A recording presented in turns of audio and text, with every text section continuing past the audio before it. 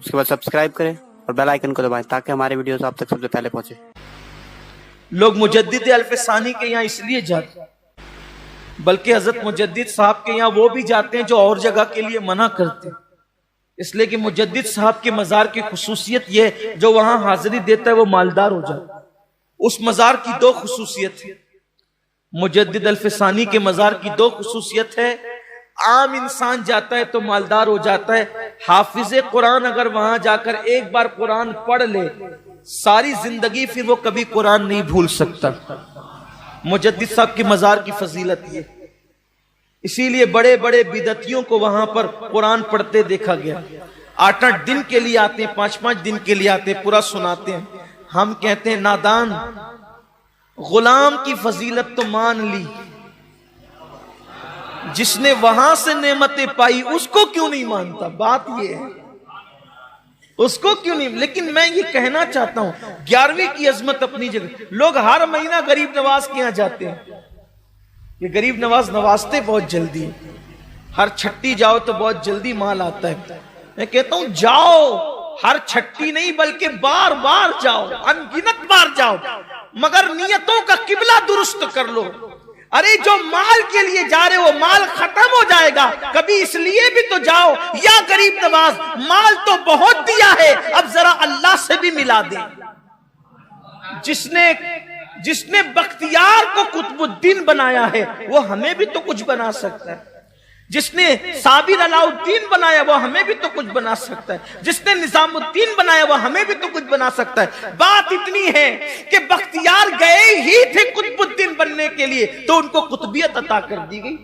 निजाम गए थे निजामुद्दीन बनने के लिए, उनको वो बना दिया गया। हम जाते सिर्फ बेटी के रिश्ते के लिए, बेटे के रिश्ते के लिए, बच्चों के लिए, भाइयों के लिए और रोजी मांगने के लिए, तो हमें उतना ही कुछ मिलता है। हालांकि वो लोग जब लोग मुझसे ये कहते हैं ना कि हुजूर से कहना कि मेरी भी झोली भर दे, तो मुझे तकलीफ होती है। तू क्या और तेरी झोली क्या? अरे जैसा सखी है वैसा मांग। ये क्यों कहते हो कि हमारी झोली भर दो? झोली छोटी होती है और उनकी अता बड़ी होती है।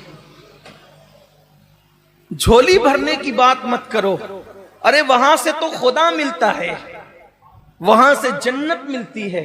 इसलिए झोली की बात, झोली छोटी, छोटे दामन को झोली कहते हैं, इसलिए झोली की बात मत किया करो, बल्कि यूं कहा करो, या रसूल अल्लाह, आप शान वाले, मुझे अपनी शान के मुताबिक अता करें। अल्लाह के रसूल अलैहि सलाम अपने सहाबा से कहते थे, मेरे सहाबा, मुझे मेरे चले जाने के बाद दुनिया से तुम पर यह खौफ नहीं कि मेरे बाद तुम मुशरिक हो जाओगे, मेरे बाद मेरी उम्मत मुशरिक हो जाएगी, मुझे इसका खौफ नहीं है। खौफ इसका है कि मेरे बाद मेरी उम्मत दुनिया की मोहब्बत में मुब्तला हो जाएगी, मालो दौलत की मोहब्बत में मुब्तला हो जाएगी। लोगों के दिलों के अंदर दुनिया की मोहब्बत रचेगी, मालो दौलत की मोहब्बत रचेगी, लोग दुनियादार हो जाएंगे। और देख लो, आज लोग अल्हम्दुलिल्लाह मुशरिक नहीं हुए, लेकिन बहरहाल लोग दुनियादारी में मसरूफ हो गए। दुनिया की मोहब्बत इस कदर लोगों के दिलों में आ गई है कि अल्लाह अकबर, एक तरफ अजान हो रही है और एक तरफ दुकान है, तो लोग नमाज पर दुकान को तरजीह देते। क्या वो हसीन और खूबसूरत दिन थे जब अजान होती थी तो मुसलमानों की दुकानें ये कह के बंद हो जाती थी, गाहकों को कह के कि अभी वापस जाओ, नमाज के बाद आना। जब तक मुसलमान ये कहता था वापस जाओ, नमाज के बाद आना, तब तक मुसलमान की दुकान पे कभी मंदी नहीं मंडलाती थी। जब से मुसलमान की दुकान का हाल ये है कि अब तो दुकान छोड़ के नमाज जाना तो दूर की बात है, बंद करके जाना तो दूर की बात है। मुसलमान तो अब गेम भी खेलता रहता है मगर नमाज को नहीं जाता, फ्री बैठा हुआ है तो भी नमाज को नहीं जाता। अब दुकान छोड़ के बेचारा क्या जाएगा? जो गेम छोड़ के नहीं जाता, जो क्रिकेट छोड़ के नहीं जाता, जो दोस्तों की बारात छोड़कर नमाज के लिए नहीं जाता, वो दुकान छोड़ करके क्या जाए? हमने तो ऐसे भी बुजुर्गों की जिंदगी पढ़ी है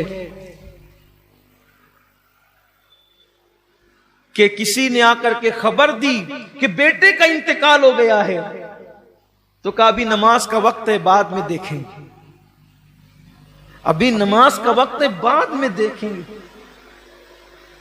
बल्कि ये तो नमाज है, नमाज।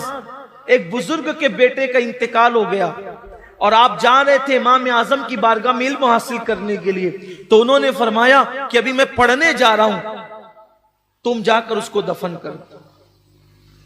ये भी बुजुर्गों की जिंदगी में उन्होंने इल्म दीन को इतनी अहमियत दी, उन्होंने नमाजों को इतनी अहमियत दी।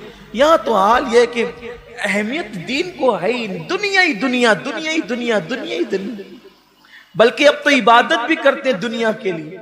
नमाज भी लोग इसलिए पढ़ते हैं कि नमाज पढ़ूंगा तो थोड़ा मालदार हो जाऊंगा, हज करूंगा तो मालदार। बल्कि ये भी है कि फुला बुजुर्ग की फातिहा करने से माल मिलता है, माल ज्यादा आता है, तो उसी नियत से लोग, मैंने बहुतों को देखा है 11वीं इस नियत से करते हैं कि 11वीं करने वाले जल्दी मालदार होते। वाह रे वाह, बड़े पीर की 11वीं को कितना सस्ते में बेचा तुमने।